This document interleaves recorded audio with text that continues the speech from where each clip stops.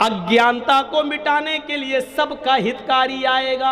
हिंदू और मुसलमान, सिख और ईसाई, पूरे देशवासी बल्कि दुनियावासी का। ऐसे ही अंतिम महर्षि, अंतिम संदेष्टा जब आएंगे तो वो पूरे जगत के लिए होंगे, पूरे विश्व के लिए होंगे।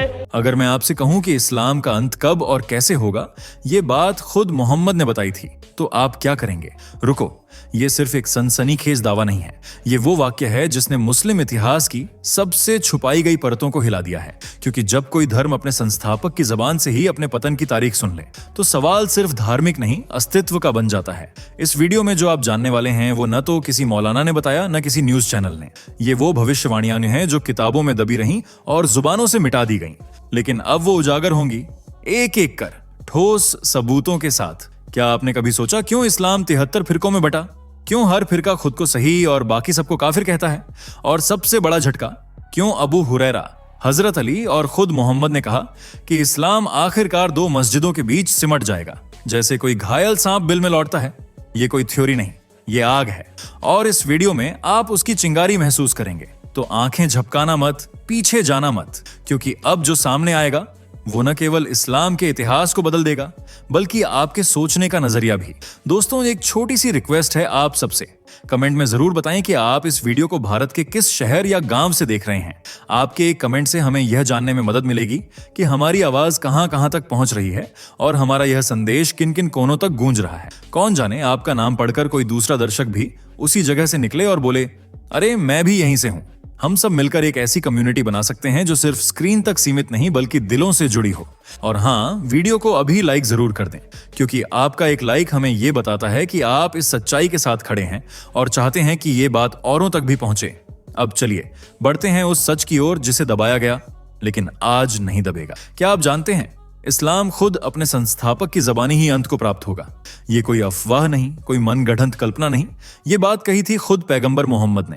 उन्होंने न सिर्फ इस्लाम के अंत की भविष्यवाणी की, बल्कि उस विनाश की दिशा और दशा भी साफ शब्दों में बयान कर दी थी। और आज 1400 साल बाद वो भविष्यवाणियां एक एक करके साकार होती नजर आ रही हैं। यह वीडियो सिर्फ तथ्यों पर आधारित नहीं है, ये उस धार्मिक भूचाल की गूंज है जिसे समझना हर धर्म, हर समाज के लिए जरूरी है। क्योंकि जब कोई धर्म अपने संस्थापक की ही भविष्यवाणी के अनुसार टूटने लगे, बिखरने लगे और खुद की जड़ों से उखड़ने लगे, तो सवाल सिर्फ धार्मिक नहीं रह जाते, वो ऐतिहासिक, सामाजिक और मानवीय हो जाते हैं।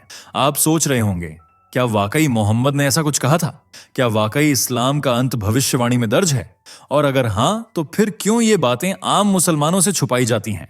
इन सवालों के जवाब आपको इस वीडियो में मिलेंगे, एक के बाद एक, प्रमाण के साथ, धार्मिक ग्रंथों के हवाले से। और सबसे चौंकाने वाली बात यह है कि इस्लाम के पतन की घड़ी तारीख सहित उन्हीं ग्रंथों में दर्ज है जिन्हें मुसलमान पवित्र मानते हैं। रुकिए मत, क्योंकि अभी तो शुरुआत हुई है। अगले कुछ मिनटों में आप वो सुनेंगे जो किसी मजहबी तकरीर में नहीं बताया जाता, और तब आपको तय करना होगा, क्या मोहम्मद की कही गई भविष्यवाणी आज सच होती दिख रही है? जब हम इस्लाम के इतिहास की बात करते हैं तो हमें मदीना की सड़कों से लेकर दमिश्क और बगदाद के दरबारों तक खून से सनी एक कहानी दिखाई देती है। इस्लाम का प्रसार सिर्फ विचारों या उपदेशों से नहीं हुआ, बल्कि तलवार की धार, लहू की धाराओं और फतह की पुकारों से हुआ। क्या यह एक कटु सत्य नहीं कि मोहम्मद साहब के जीवन काल में ही कई युद्ध हुए? बद्र, उहुद, खंदक, हर युद्ध ने एक ही संदेश दिया, इस्लाम का प्रचार सिर्फ पवित्र वचनों से नहीं बल्कि शक्तिशाली आक्रमणों से भी होगा। हदीसों में भी साफ जिक्र मिलता है कि जिहाद केवल आत्मरक्षा नहीं बल्कि विस्तार का साधन था। पैगंबर के बाद खलीफा युग की शुरुआत हुई, जिसे खिलाफत राशिदा कहा जाता है। वो समय था जब अरब सेनाओं ने ईरान, बाइजेंटाइन, अफगानिस्तान और अफ्रीका के बड़े हिस्सों को अपने कब्जे में लिया। इतिहासकार मानते हैं कि इन आक्रमणों में लाखों लोग मारे गए और लाखों को इस्लाम अपनाने पर मजबूर किया गया। कई लोग पूछते हैं, अगर इस्लाम शांति का धर्म है तो क्यों हर विस्तार तलवार के साए में हुआ? क्यों मोहम्मद ने खुद यह कहा कि मेरे बाद जिहाद जारी रहेगा? क्यों हदीसों में बार बार गजवा-ए हिंद की बात दोहराई जाती है, जिसमें भारत को भी अंतिम युद्ध का मैदान बताया गया है? ये प्रश्न सिर्फ ऐतिहासिक नहीं है, ये चेतावनी है। इस्लाम का इतिहास किसी दर्शन या आत्मज्ञान की यात्रा नहीं थी, ये एक सशस्त्र आंदोलन था जिसने खुद को धर्म का रूप दिया। और आज जब इस्लाम के कई अनुयायी कहते हैं कि हम पूरी दुनिया में फैल जाएंगे, तो क्या वे खुद नहीं जानते कि उनका आधार ही तलवार पर खड़ा था? लेकिन यही आधार आज चरमरा रहा है। और अगली कड़ी में हम देखेंगे कैसे मोहम्मद ने खुद इस धर्म के टुकड़े टुकड़े हो जाने की भविष्यवाणी की थी। वो बात जो अब तक इतिहास की किताबों में दबाई जाती रही, अब उजागर होगी। मेरी उम्मत 73 फिरकों में बंटेगी और उनमें से केवल एक ही रास्ते पर होगा, बाकी सब गुमराह होंगे। ये शब्द किसी आलोचक के नहीं है, ये कथन है खुद पैगंबर मोहम्मद का, एक भविष्यवाणी जो न केवल हदीसों में दर्ज है बल्कि आज की मुस्लिम दुनिया के भीतर हो रहे संघर्षों में साकार होती दिखाई देती है। अब्बू दाऊद की हदीस, जिल्द 3, किताब 40, हदीस 4744 में यह उल्लेख मिलता है कि पैगंबर ने साफ तौर पर कहा था, यहूदी 71 फिरकों में बंटे, ईसाई 92 में और मेरी उम्मत 73 में बंटेगी। क्या यह केवल संयोग है कि आज मुसलमानों में दर्जनों नहीं, सैकड़ों मतभेद और समूह विद्यमान हैं? शिया, सुन्नी, वहाबी, अहले हदीस, सूफी, देवबंदी, बरेलवी, इस्माइली और न जाने कितने। इनमें से हर समूह खुद को सच्चा बताता है और दूसरों को काफिर। इराक से लेकर ईरान, पाकिस्तान से लेकर सीरिया तक आज हर मुस्लिम देश किसी न किसी आंतरिक संघर्ष का शिकार है। शिया और सुन्नी के बीच जो दुश्मनी है वह किसी बाहरी ताकत की नहीं बल्कि मोहम्मद की उस भविष्यवाणी की पुष्टि है जो उन्होंने अपनी उम्मत के भविष्य को लेकर की थी। हजरत अली जो मोहम्मद के दामाद थे, उन्होंने खुद अपने पत्र में मुआविया को लिखा था, इस्लाम से पहले हम एक थे, लेकिन इस्लाम आने के बाद हमारे बीच फूट और संघर्ष बढ़ता गया। अगर एक प्रमुख सहाबी ही यह स्वीकार कर रहे हैं कि इस्लाम के आगमन से विघटन बढ़ा, तो क्या यह धर्म एकजुटता का प्रतीक बन पाया?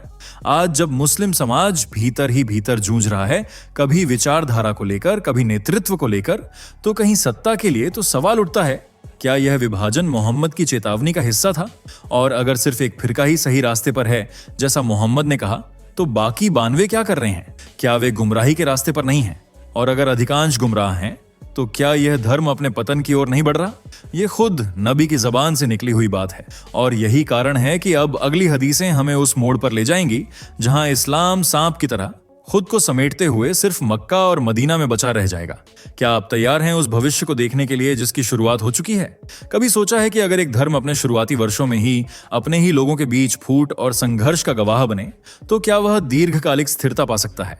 इस्लाम की यही त्रासदी रही है और इसका सबसे सटीक दस्तावेज है हजरत अली का मुआविया को लिखा गया वह ऐतिहासिक पत्र जिसे नहजुल बलागा में संकलित किया गया है। हजरत अली जो न केवल मोहम्मद के दामाद थे बल्कि चौथे खलीफा भी थे, उन्होंने अपने पत्र में जो बातें लिखी वो किसी दुश्मन के नहीं बल्कि भीतर के सच को उजागर करती हैं।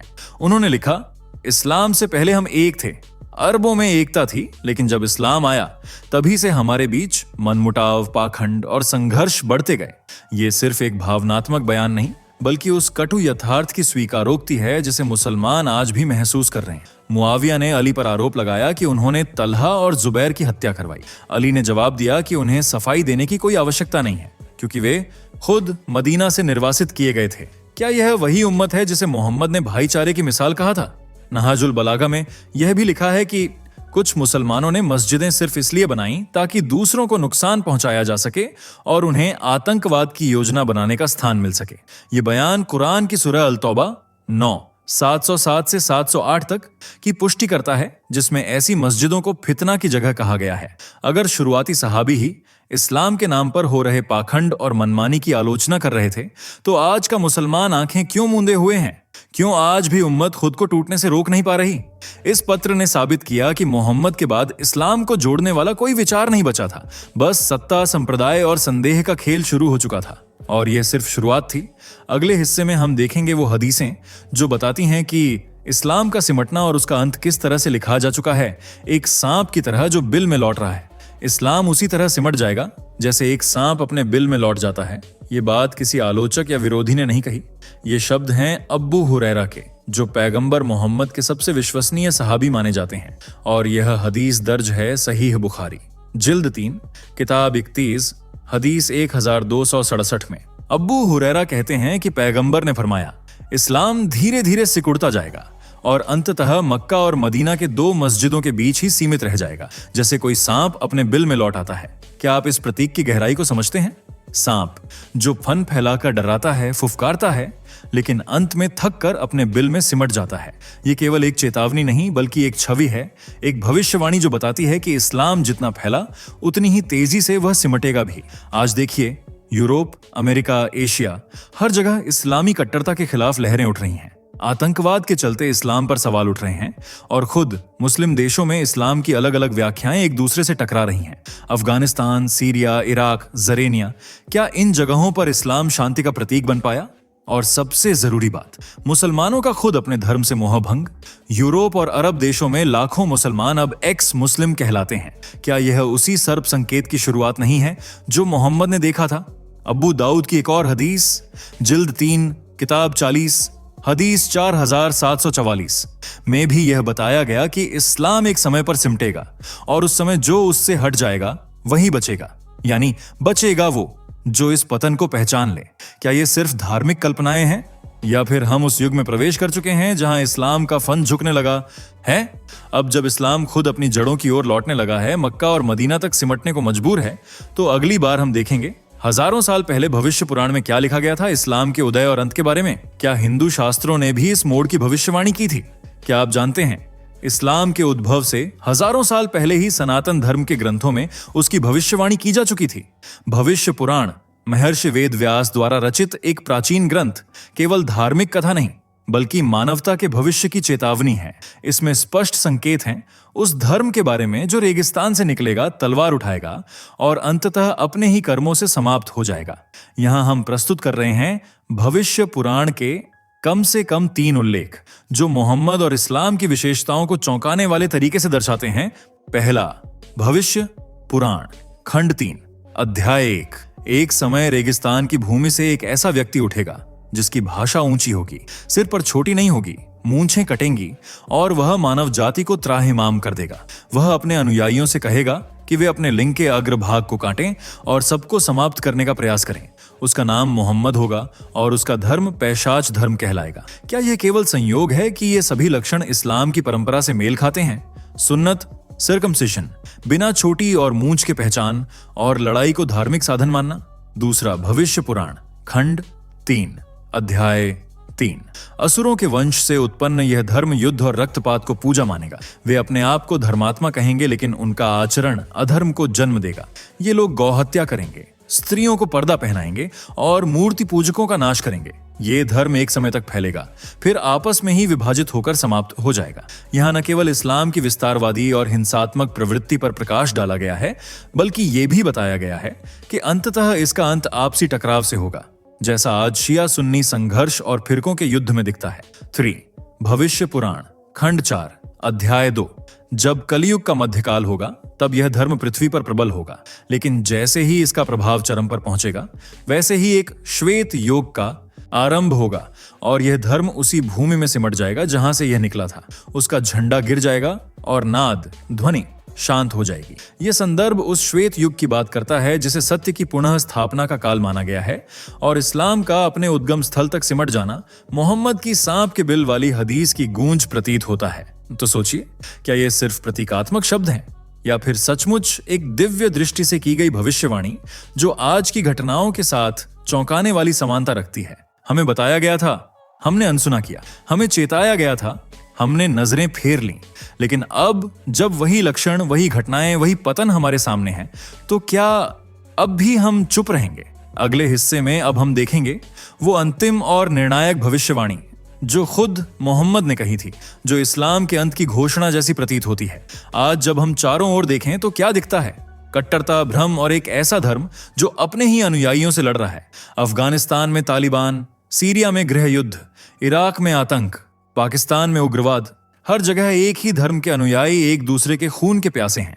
और इस सब के बीच क्या हम मोहम्मद की वही भविष्यवाणी साकार होते नहीं देख रहे जिसमें उन्होंने कहा था कि इस्लाम 73 फिरकों में बंटेगा, आपस में युद्ध करेगा और अंततः मक्का मदीना तक सिमट जाएगा?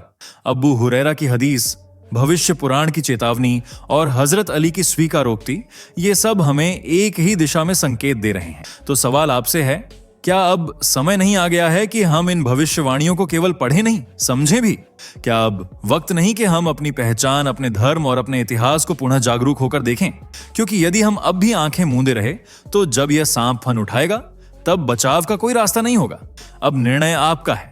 क्या आप इस्लाम के अंत की चेतावनी को गंभीरता से लेंगे या फिर इतिहास को फिर से दोहराने देंगे? दोस्तों, आपकी स्क्रीन पर 2 और वीडियो दिख रही हैं, जिसे देखने के लिए आप स्क्रीन पर क्लिक करें।